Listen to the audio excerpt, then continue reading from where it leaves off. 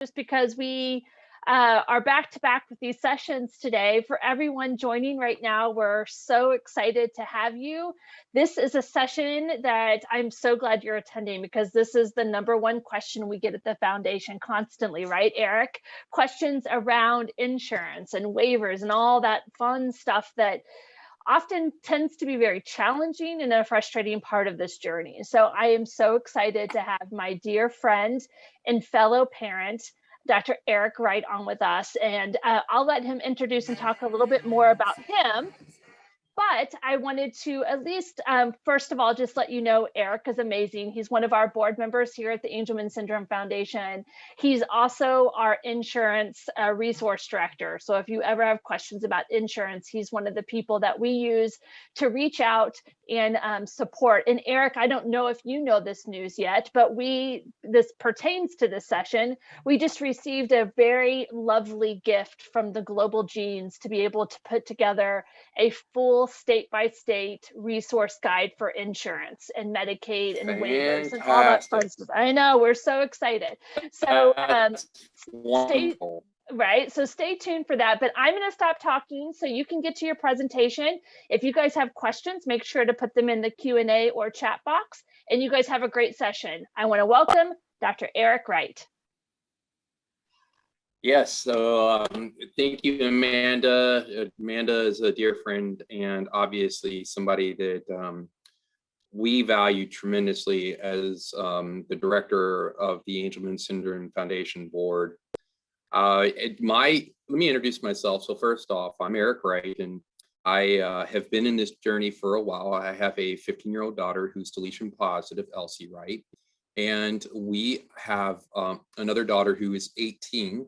And she has cerebral palsy, microcephaly, and we adopted her, and she has fetal alcohol syndrome as well. So we have been in this journey for a while.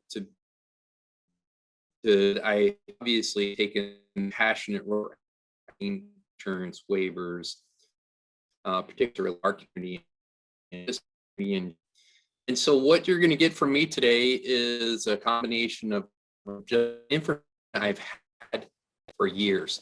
Now, it does state my unstable, so I hope okay. But what I might do is turn off my video. I'm a casual kind of guy. I'll tell you a little briefly, and I'll get started. So my background with my PhD or EDD I did a lot of work. And then I got into education as an education administrator. And I did that for approximately 20 years at the largest school district in Kentucky, Jefferson County Public Schools, where I worked as a family resource center coordinator and a counselor. And now I am at the University of Louisville, and I also teach for the University of Cumberland in counseling. And so my background really has taken me to counseling as kind of my primary role, even to the point now where I'm a licensed professional counselor.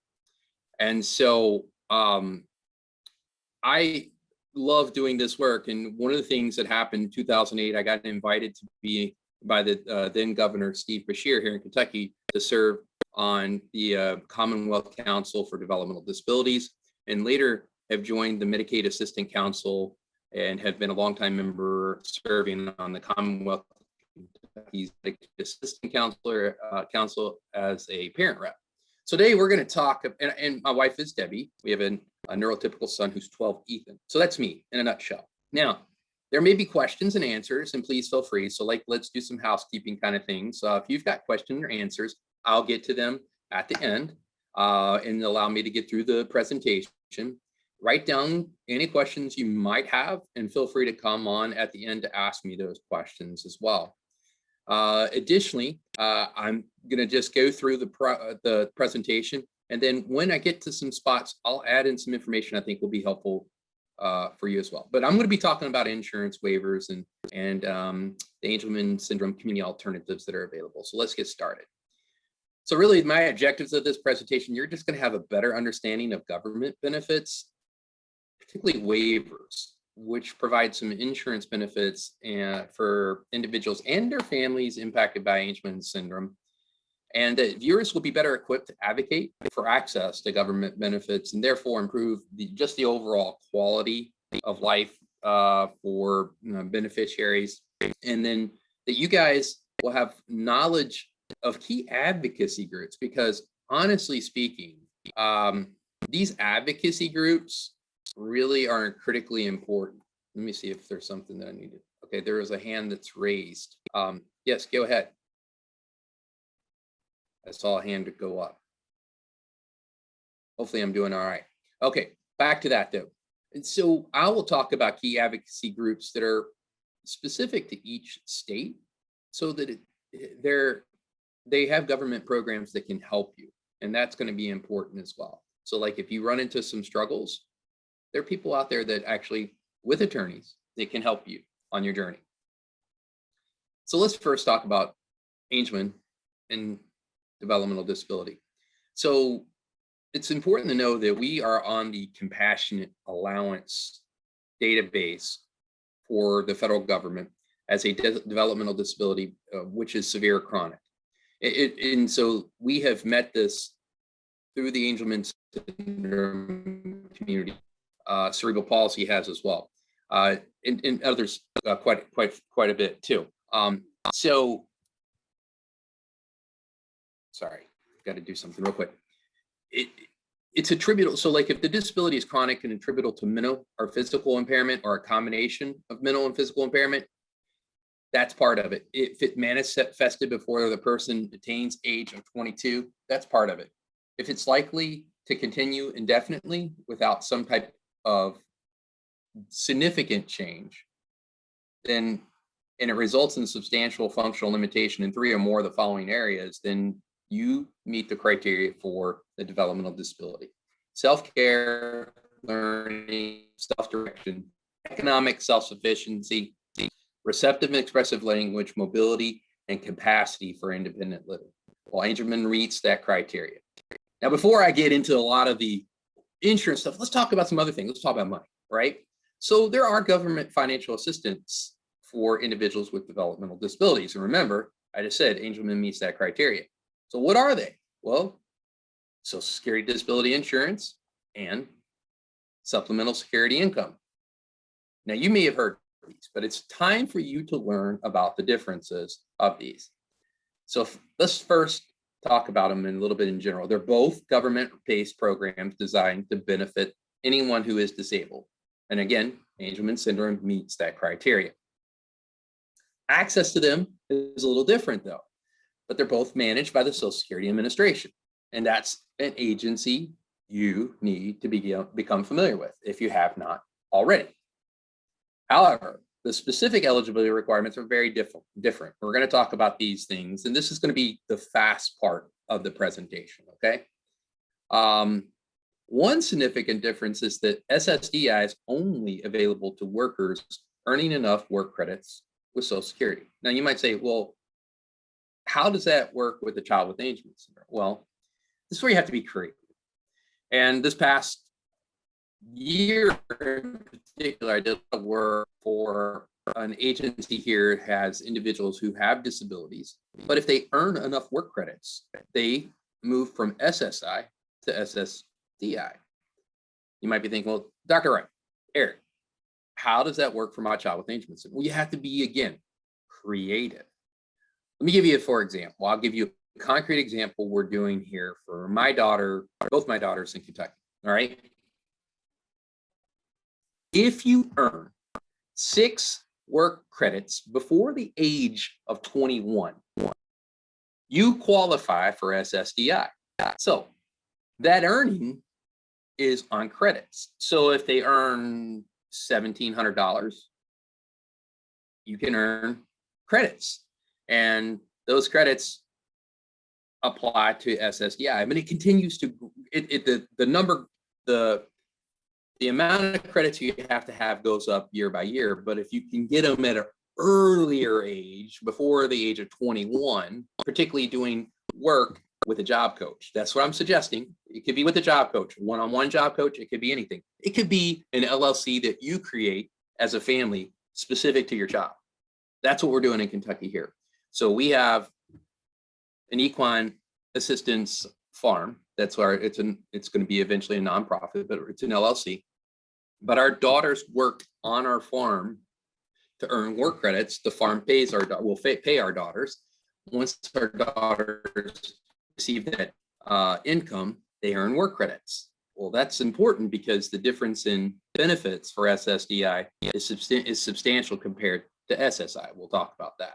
So if you got questions about this, come back to me because it's an area I spend a lot of time on, okay? Work credits are critically important if you want a supplemental security disability insurance, okay?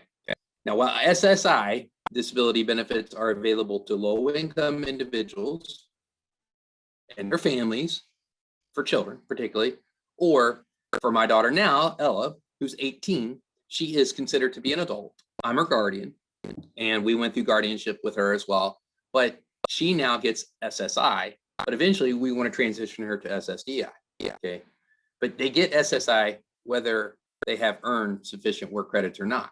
And there's a formula for each state that you have to kind of follow, and some states have different criteria, but the reality is these are two governmental programs that are specific for individuals with developmental disability, intellectual disability, which again, Angelman has. Question and answer came up. Okay, this is so ridiculous unfair. My daughter is 20, will be 21 in September. I just hear about this today. What can we do? Registration. Now, I want to hear you about this, Marilyn.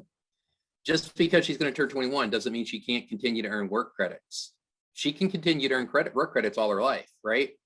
So the reality is, incrementally speaking, it's still at a low level. Like you have to earn 8 work credits at a certain age. And so remember, you can have as many as 4 credits earned in a particular year. So that's something I want you to know. And so please be mindful of that. You still want to be able to take advantage of it if you can. And I am so sorry that you hadn't heard of this sooner. It became news to me as well. So I want to make sure that people are familiar with it, okay? All right, so good question. So why SSI disability benefits are available, and they should be available to you right now, Marilyn. So you should be getting SSI disability benefits now, because remember, there is no work credit criteria with that, and they stand alone with their income, but there is a criteria for that too. So let's talk about that. SSI, we'll go back to SSDI a little bit. Social Security Disability Insurance provides income replacement for eligible individuals who are unable to work due to long-term injury or illness that is expected to last at least 1 year or result in death. Now, again, but if they continue to work and they're getting income, they can still get a benefit, and that benefit should exceed what is the range limit that is available through SSI. But you're still adding work credits. The work credits are really important. I tell you who really, there's a We Go Dreams program in Chicago, and there's a couple of Angelman syndrome families who developed a co-op with this. And really what the co-op is doing is providing their children, including some children that have Angelman syndrome, earn these work credits so they can have better benefits later in life. Remember, we're preparing for our future for our children, often be the case. So how much are SSDI benefit payments? Well, they range. Let's talk about this. So I started doing these presentations right around 2013 and 14, okay? So we're gonna give an example of what they were then and what they are now. So most SSDI recipients receive between $300 and $2,200 in benefits. That was back in 2014. Now the payments range from $800 to $2,200, if not more. Okay, depending on work credits. That means, but they would stop working at that time, or if they are working, they can still receive reduced benefits, but the income from work and the benefits should exceed what they would be getting through SSI. So it's a better situation all around. Plus, there's a lot of workforce initiative programs that allow them to continue to work and gain credits and still earn benefits at the same time. So those are really important things to know as well, okay? The average SSI payment in 2014, this is 14, okay, is $1,148, and the maximum disability benefit is currently $2,642. Now, the average now is $1,284, and it's $2,819. So you can see it does go up with cost of living increases as well. So that's supplemental security disability insurance. Let's shift gears. Okay, actually, after you've received the disability benefit for 24 months, you will automatically become, this is a biggie, eligible for Medicare, regardless of your age. Now, insurance. That's where it brings us often to this table. To have Medicare, regardless of age, after 24 months of earning SSDI is a big deal. And Medicare does provide very comprehensive medical coverage for individuals. Now, Medicaid is also provided too under the umbrella of SSI. You can get that through, and you should have that. We'll talk about that in a moment, okay? But Medicare with Medicaid is a very big deal. So, unlike SSDI, SSI is strictly a need-based program. Now, for families, that could be based upon certain criteria, number of children in the family, that resources to a family, and you can apply when you have your diagnosis. Then, when they turn 18 and they become a legal adult, they start receiving the benefit, regardless of whether they have an income need, because there's a criteria. You just got to be eligible if you have less than $2,000 in assets if you're single, or less than $3,000 if you're married. Now you might think, married, well, there are people who have disabilities who do marry, quite a few. Mental health individuals, there are Down syndrome children, it doesn't matter, whatever that may be. And I am an advocate for that type of relationship. I just want to give you the numbers. $2,000. So how do you keep their resource less than $2,000? Well, big thing is you set up 529A accounts, which, ABLE accounts, and put money there. Or you set up a special needs trust and you fund a trust, and those trust dollars are excluded from an individual's assets. With an ABLE account, which is a savings account similar to a 529, which is for individuals who are looking, to go to college. A 529A is specific for individuals with disability. States have individual criteria for that. In the Commonwealth of Kentucky, you can have up to $100,000 in an ABLE account. All right, and you can use the money or any of its assets or any, whatever it grows, to provide resources to the individual, and it's not considered assets. The drawback with that, at time of passing, if there's money left there, then that money goes back to the Commonwealth of Kentucky. So we have in our state set up a special needs trust for our daughters, and we fund a trust through money received, particularly through SSI. So we put money aside for them for future use, money that they're receiving right now through SSI and eventually SSDI, or a combination of SSI and work income. Now, and this is specific to supplemental security income. In 2014, the minimum SSI benefit, I say minimum, really it's maximum at that point, it was $221 per month for an individual and $1,082 per month for couples. Now, in 7 years, that has gone up to $794 for an eligible individual and $1,191 for an eligible individual with the eligible spouse. Now, they do have cost of living increases. In 2021, it was 1.5% cost of living adjustment. And so those adjustments are made on an annual basis. So once you receive it, typically there will be a cost of living adjustment to incrementally increase the monthly payment through SSI. Okay. But each state has its own requirements and guidelines regarding supplemental security eligibility. I want you just to be aware of it because it's a critically important resource. My job as a parent, like you, many of you I suspect, is to provide the best quality of life for our family that we can have and take advantage of any resource that would be available to us. if we can apply for it and get it. Now, each state has their own requirements and guidelines regarding supplemental security eligibility, but I just want to make sure you're aware that those are two programs that include insurance, Medicare, Medicaid. They're important. That's really important. Now we're going to talk about other ways to get insurance too. So for federal Social Security purposes, there are 4 criteria that must be met to be eligible for SSI. You must be blind, disabled, or age 65 or over. Okay. Our criteria typically falls in the middle there, but there could be some things that we would find in there as well for other individuals. You must be a citizen in the United States and meet other very narrow requirements. Your monthly income must be below a certain level, and the property you own must be, and assets must be worth less than $2,000 for an individual or $3,000 for a couple. Now, I suggest if you do set up a special needs trust, that you do put all your assets as a family into the trust. So like we deed all of our properties now into the Eric and Debbie Wright Revocable Trust. The Revocable Trust includes our daughter's special needs trust and our son as well. So I would suggest that would be the way you would do it, but you would want to talk to an attorney, particularly in relation to setting up trusts for your children.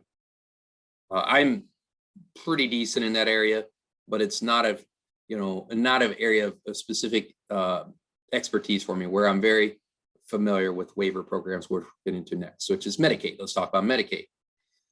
Let's talk about Medicaid and Angelman syndrome. Individuals with Angelman syndrome qualify for Medicaid waiver programs. These are they're really called community alternatives programs in some states, but like in Georgia, it's Katie Beckett, Kentucky, Michelle P. In California, it's Medi-Cal. There's a number of Katie Beckett programs out there because Katie Beckett was an advocate for programs for waivers. And so, or they just could call them home and community-based service waivers, which are 1915C waivers. So technical term, 1915C or home and community-based service waivers. These are really important. And I include in this link, which I will encourage at the conclusion of this, I'll share out with the moderator and our team to ensure you have a copy of this presentation, because this will be useful for you when you start working through some of the things you're trying to do in your state, if you're looking for help, okay? You can go onto this website, medicaid.gov, and you can get a list of all the home and community-based service waivers in your state or by topic. And so these are important things for you to have.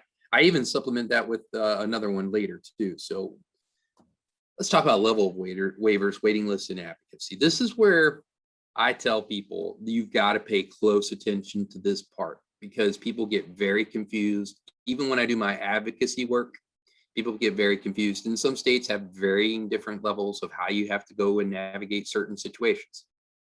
States provide levels of care for families, individuals with Angelman syndrome for various levels of support.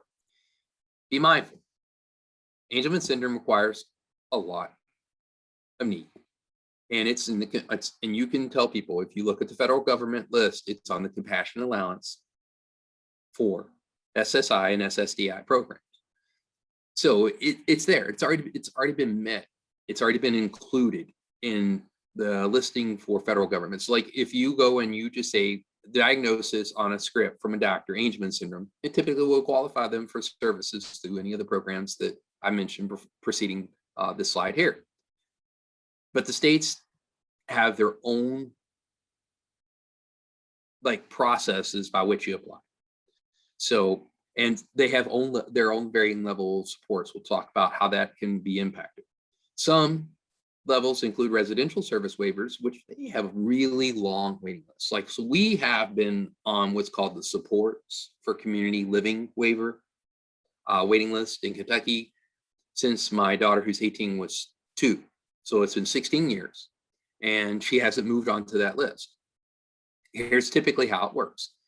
They'll move on the list in an emergency. If something were to happen to my wife and I, and she needed to have that waiver, she would be considered an emergency standing and would move in.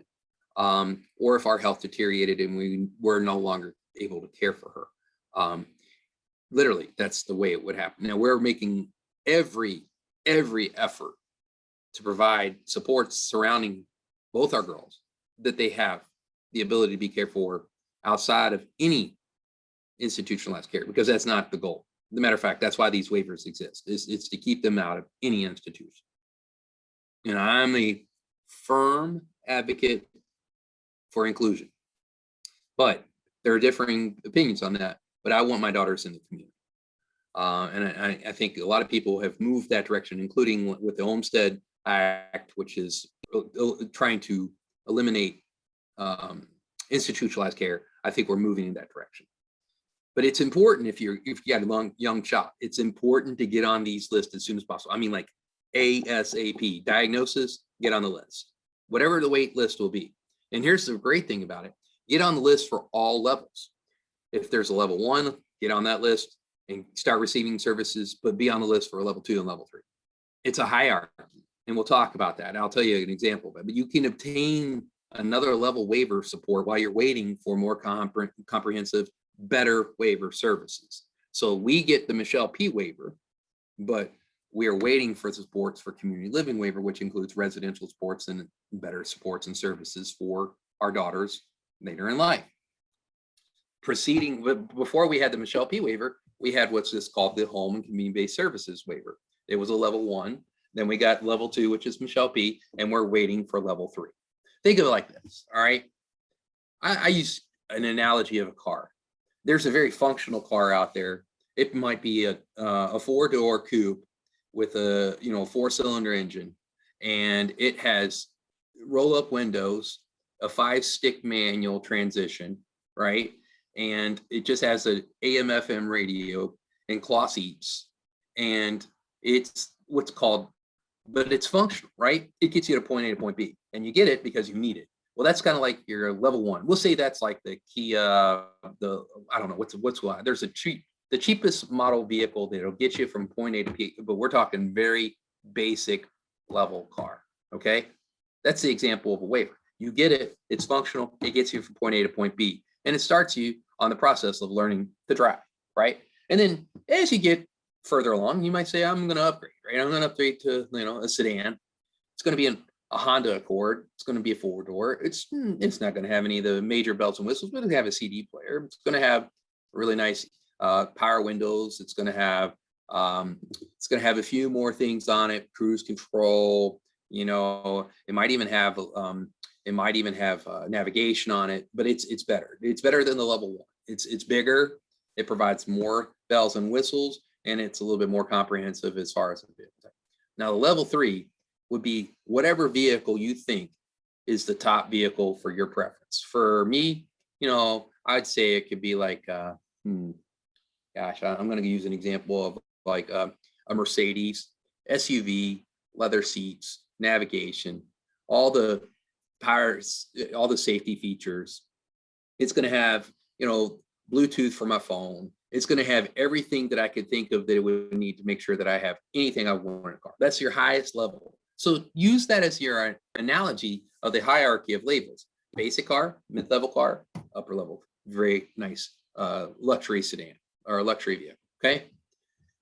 But waiver names vary state by state. You need to kind of do your own research. As a matter of fact, I'm going to give you a state by state link here too. So, but the services that are provided by most all waivers, no matter the level, no matter the luxury style, whatever you think it is right there, they typically all provide these 3 things: respite care, personal care support, and independent care. Respite care is for the caregiver, primary givers, typically me, my wife, you, your significant other, whoever the caregiver is for your child, to be able to hire someone to come in and provide, to be with your child, help them get their medicine, spend the night with them, have some time with them so you can get away and get some rest. It's critically needed. And so I would say take advantage of it. Okay. Respite care varies level, by level waiver. So you may get more hours at the level 3 than you would the level 1 and the level 2. So it improves. Okay. Personal care support is where you actually provide support for the individual, okay?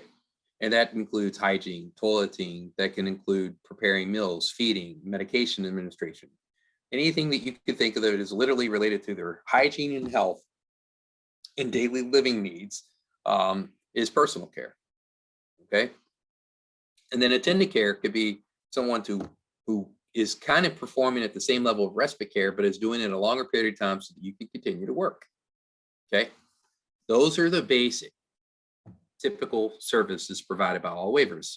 Now, services provided by higher level waivers, maybe level 2, may include community living support, job coaches, case managers, environmental supports, which include home modifications, like you can get maybe a $500 per year inclusion for your home to do modifications like make your bathroom more accessible, or to put handrails in there, or to those types of things. So those are things that you can have.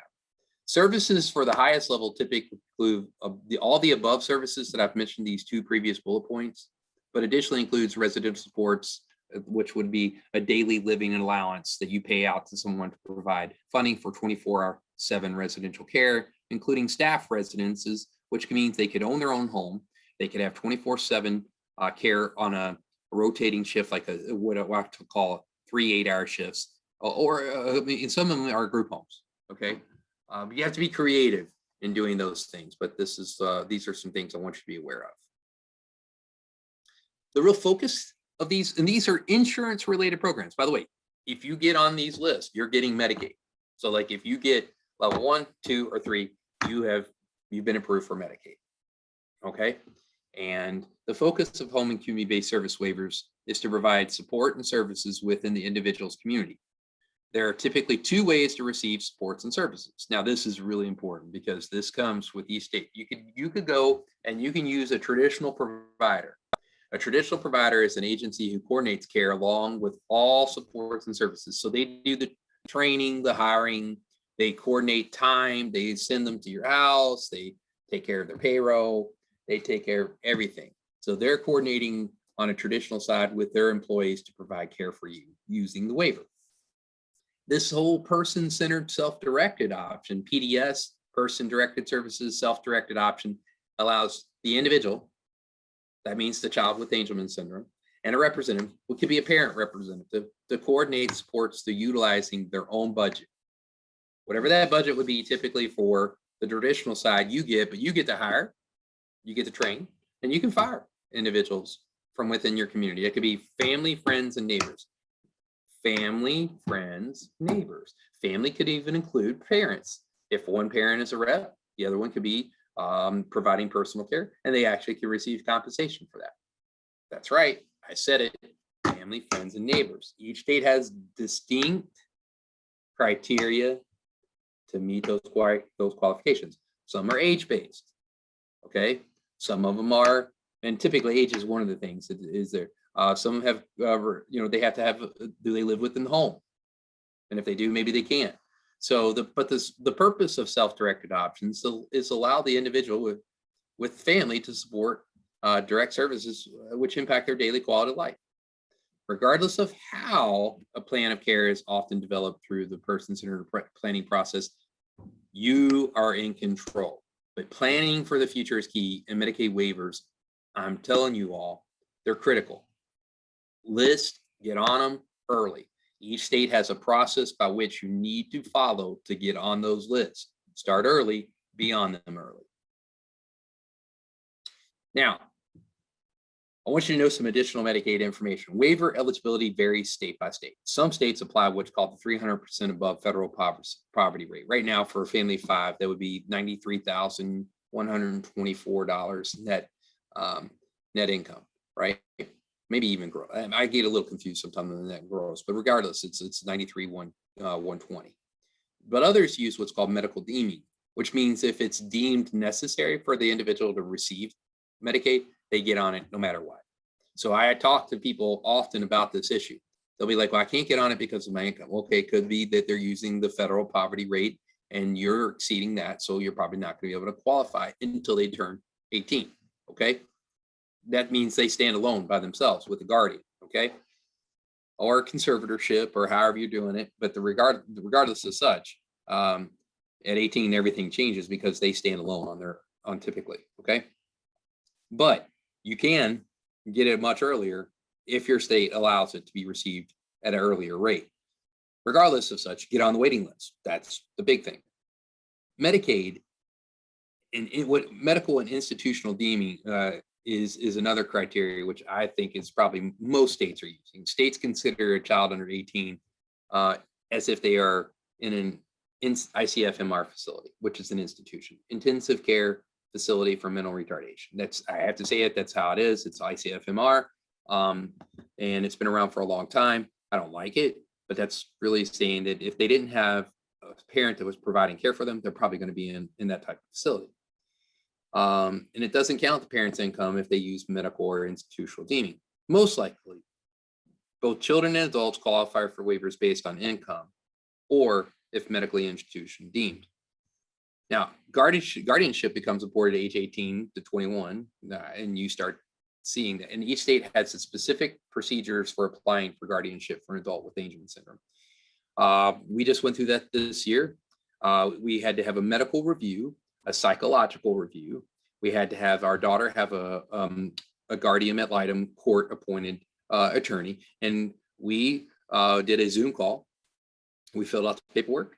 We received, I'm her daughter, I'm her guardian, and my wife is the backup guardian for our daughter. It went swimmingly smooth, no problems at all. We did it all virtually. It took us, I think the court and the attorney and the judge made their ruling within 25 minutes. Now, we've covered a lot, but there are other Medicaid programs that relate to insurance and coverages for you too. So while I've talked about the federal programs, but there are state Medicaid plans that include other components, which are really important for you to consider. And some of these programs are specific for children, and some programs can help overall families.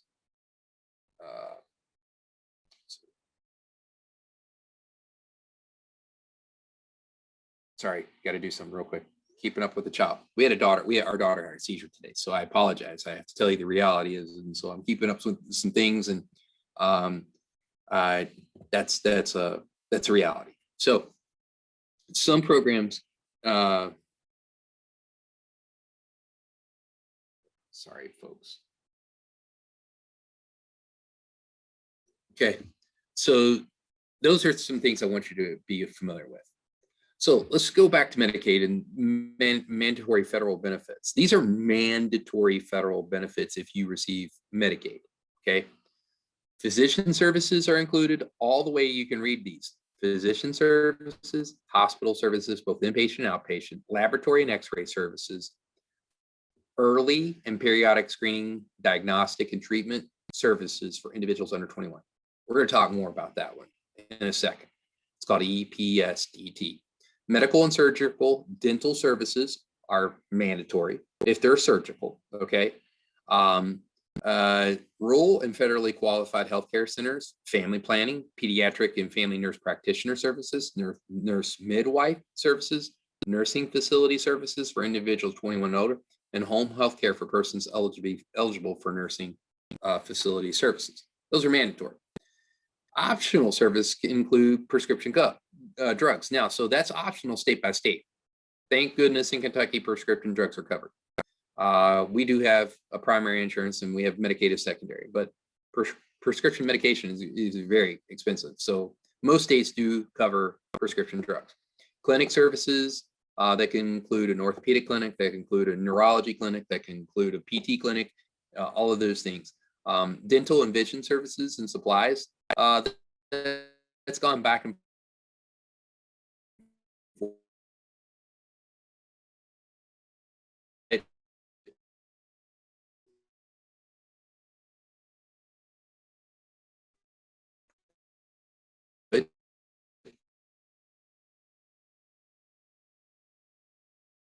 Eric,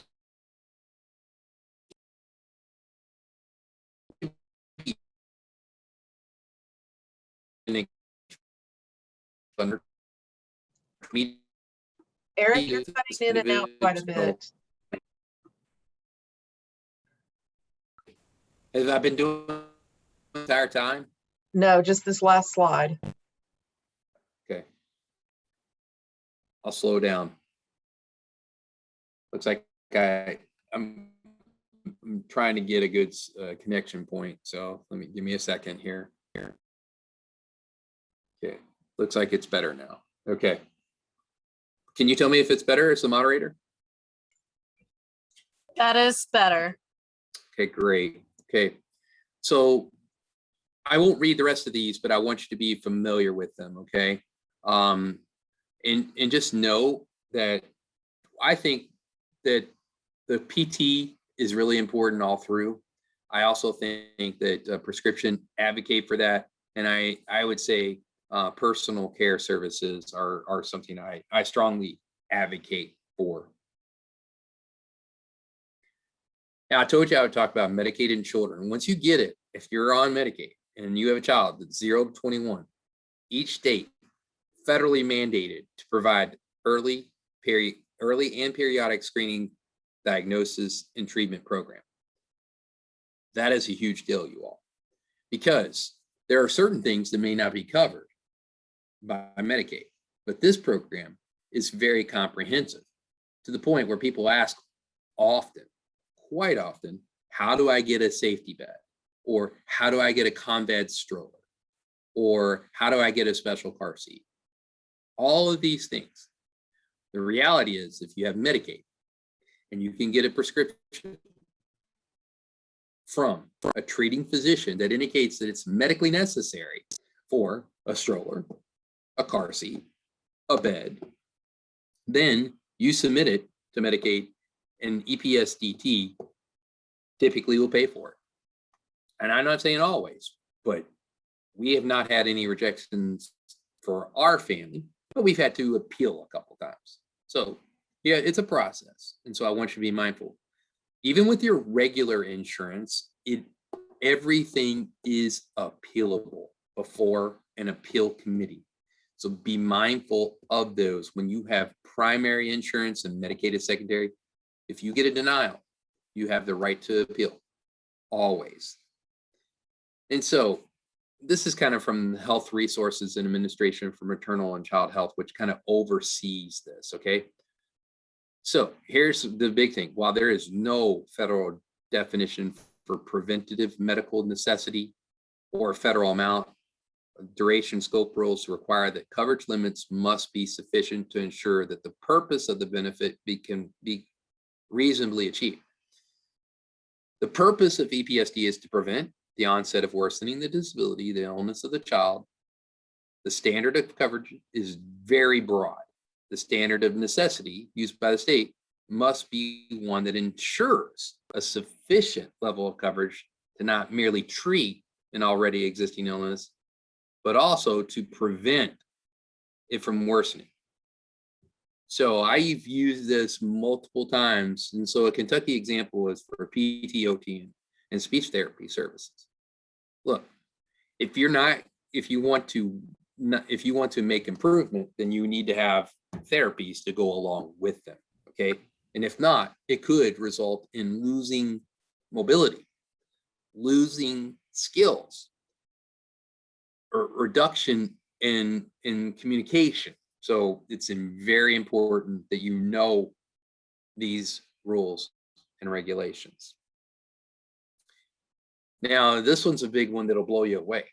So let's say you get Medicaid and you are getting it as a secondary insurance and you're paying a premium for a primary insurance that's under a large group plan, right? Well, many states have HIPP programs, and these are called health insurance premium payment programs. It's a Medicaid program that allows a recipient's family to receive free private health insurance paid for entirely by the state's Medicaid program. So I'll use me as an example. I work at the University of Louisville. I pay $590 for a good family policy. It's a group policy, okay? I submit my monthly stub to the HIPP program in Kentucky.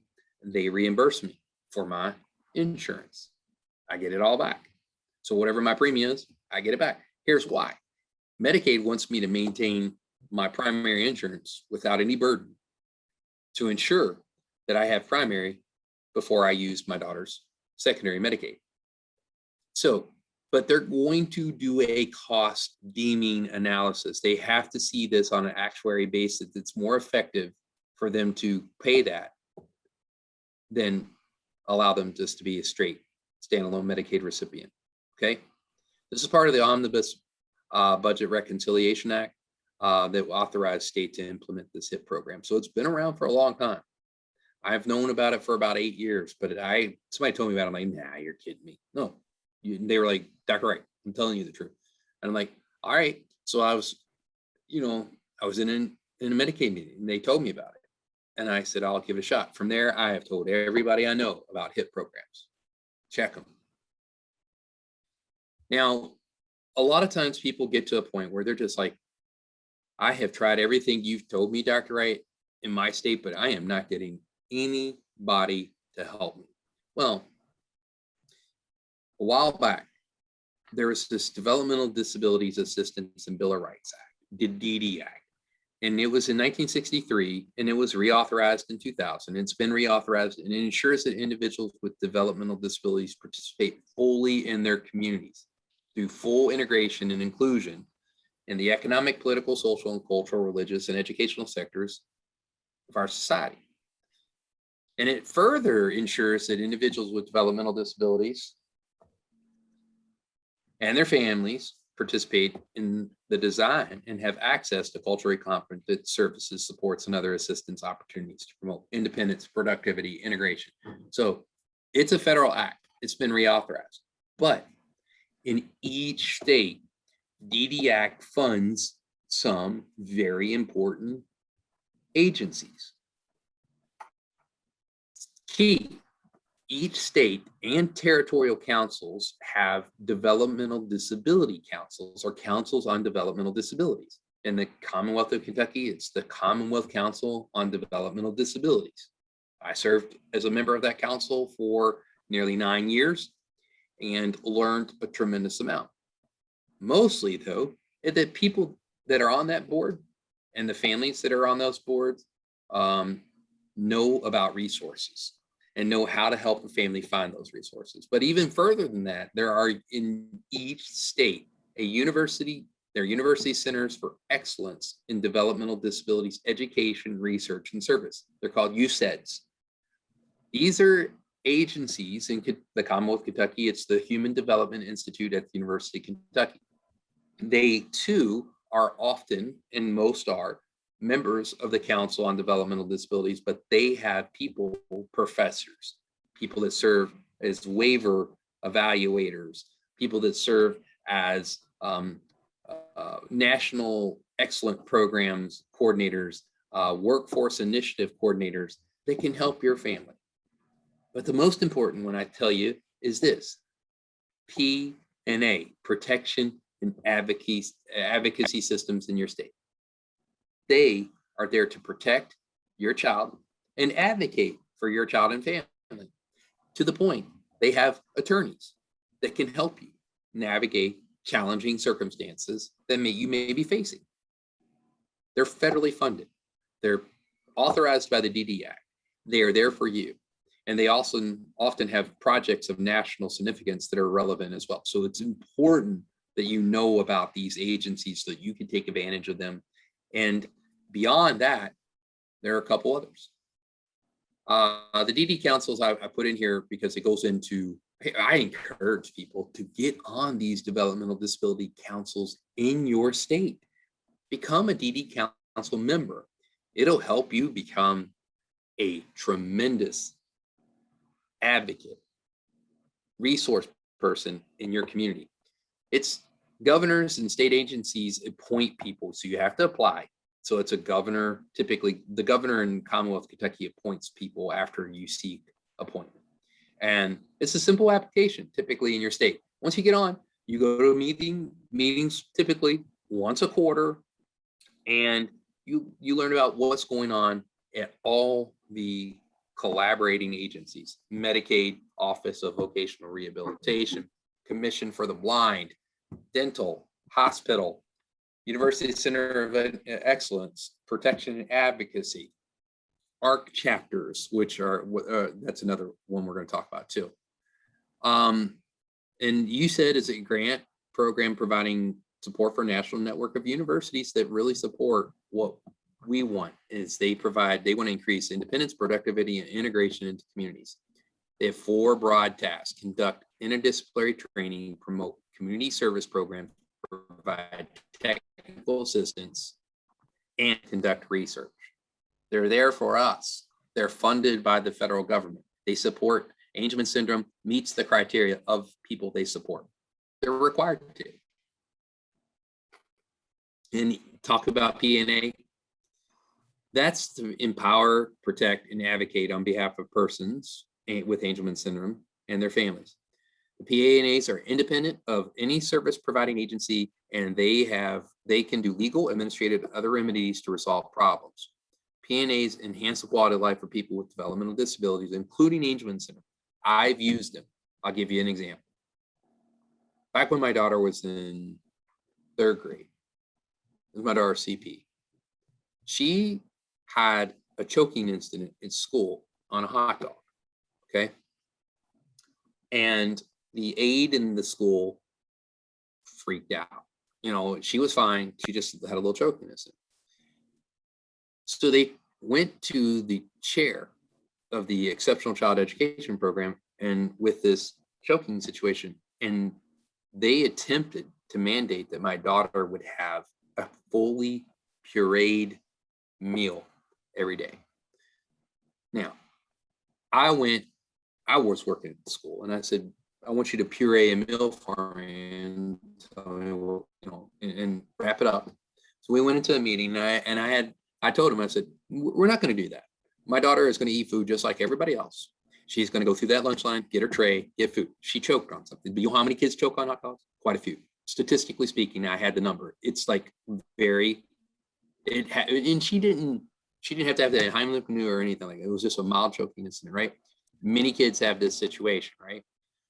So I went with my research. I took my legal representative from P&A. We walked in, and they said, and I said, I'm here to let you know that we are going to contest the requirement by the district to puree my daughter's meal. And they're like, well, Dr. Wright, we understand your concern, but we believe this is for the safety of all. And I said, have you ever seen what a pureed meal looks like? They didn't know I had it. And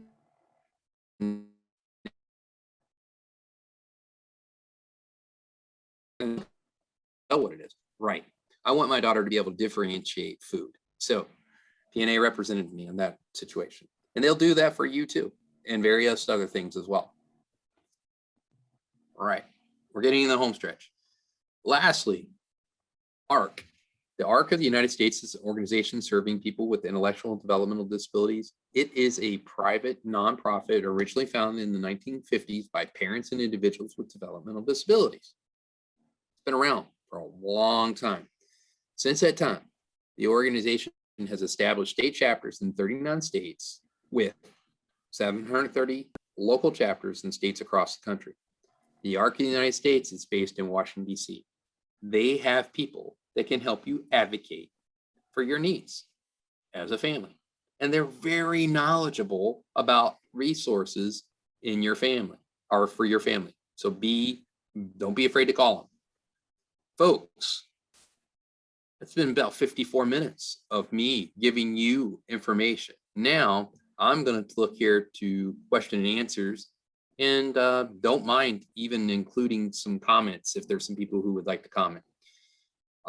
So Marilyn said, yes, she has SSI. Our 34-year-old daughter received SSI. Since I retired, she received SSI and SSA. Now my husband has retired. Her dad is retired, and we received notice that she will now receive more monthly income and no longer get SSI. Does that mean she will only be receiving SSA? Well, the reality is there should be more income coming in. That is a benefit that actually, Kathy, is a provision. However, I would ask that you do meet with a Social Security Administration representative and have them explain specifically the income changes related to those retirements, okay? Because I am familiar with that.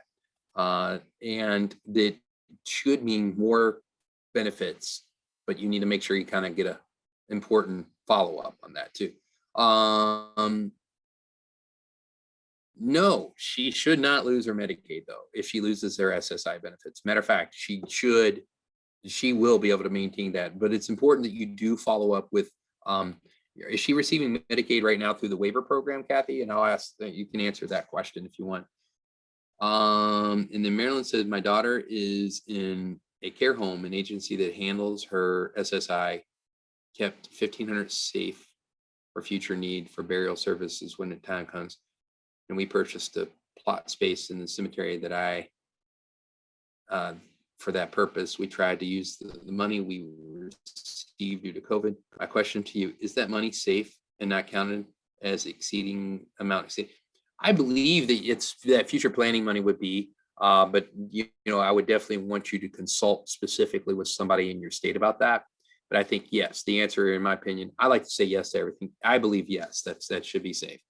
My daughter exits out of the school district. What specific label or Dr. DX do I need before she exit to be able to continue obtaining care and services? Really, it's Medicaid. Typically, would be where I would start there too. And I would see if your state has services that would allow them to be able to, or Office of Vocational Rehabilitation should be able to provide some support too, Maryland. And so OVR, Office of Vocational Rehabilitation, and there should be transition planning by the school district. So you want to make sure you do have transition planning before she exits out of the school district. We're in the process of doing that this year too. The mic cut out when you were describing your daughter's food issue. Could you please repeat that? You and your advocate won the battle, but what was the issue with the food again? Thank you. Okay, sorry that cut out. They were trying to tell my daughter that she had to have a puree plate because of a mild choking instance on, it may have been corn or a hot dog. It was something. But I went with P&A with their advocate and took a puree plate in there that looked like I would call a plate of crap. And I said, I want my daughter to eat a regular meal, not a puree plate that you're trying to require her or tell us that she has to have, because she won't be able to differentiate between food. I want her to be able to know what food is. I want her to know what applesauce is. I want her to know what a salad is, not a puree plate of all of it together. You can't even tell. So that was that. Are we able to contact you or another resource from ASA to get some feedback and direction on pursuit of getting our daughter a waiver on Medicaid? Absolutely, Hannah. What I typically say is the homework with that typically begins by your state. So here's who I would suggest is going to be the best people is people in your state that have gone through the waiver program or the Medicaid program in your state. But absolutely, you can contact me. I'm going to suggest to you, though, probably most likely the people that are going to help you the most will be people at Protection Advocacy or Commonwealth Council or your Council on Developmental Disabilities, your ARC chapters, or another family specifically who is on the waiver. So I hope I answered those. Let's see. Thank you. Thank you. Okay. Well, thank you, Cynthia. I appreciate that too. How are we doing, moderator? Talk to me about what we need to do next. I hope I answered those questions, but tell me, I want to be able to get these people this presentation. How will we do that? Eric, I'm sorry. Marissa will reach out to you after the program and you can email her any of your presentations or files. We'll post them up on the website for you. And I'm sorry, I didn't get your name. Who is this? This is Sarah Hughes. Hi, Sarah. And Sarah, are you with the agency that's helping coordinate this? That is correct. Hi, Sarah. Thank you so much. I'm sorry I cut out a little bit here and there. Are there any other questions? Anybody have their hand up that I could answer for them? I believe you have addressed all the answers in the Q&A, Okay. unless there's any more that have come through. All right. Very, very good. Well, I'll say this in closing. I appreciate everyone who is here today. This is an important topic, one of which I take very seriously. And I wish you well, all of you on your journey. I know I had some people that were going to reach out to me as well, because I told them this week in particular, come to this presentation. And then afterwards, reach out to me so we could talk. And I'm really looking forward to chatting with people. And I see some very familiar, like Carol Pulver's on here. Hi, Carol. I see Adam Moore's on here. I see that might be my wife, Debbie, probably is on. Let's see. I saw some other people that Steve, good to see you. So I've known, and Steve, I've helped them, I'd say like 2 or 3 conferences ago, and I hope that's been helpful for you. But and then panelists there, I see good friends of mine too. Becky Burdine, glad to have you on here. And anybody else, if you don't have any other questions, I'll jump off here. Maybe another question came up here, it looks like. Are we able to contact? Okay, are we able to contact you or another? Yes, I think yes, please do. We actually have a resource. If you go to the Angelman Syndrome website, Foundation website, and you go to the resource page, you can make a request to me specifically to help you, about getting your daughter on a waiver of Medicaid. And I can look at a state-by-state situation, and we can see how we could help you out.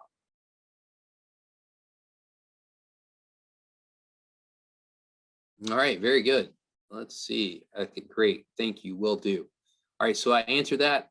I'm going to stay on here for a few more minutes with our moderator. I'll answer any questions that may come up, but I appreciate you guys a ton. And if you have no other questions for me, please feel free to jump off, and we'll get you these this presentation and make sure you get it. Okay.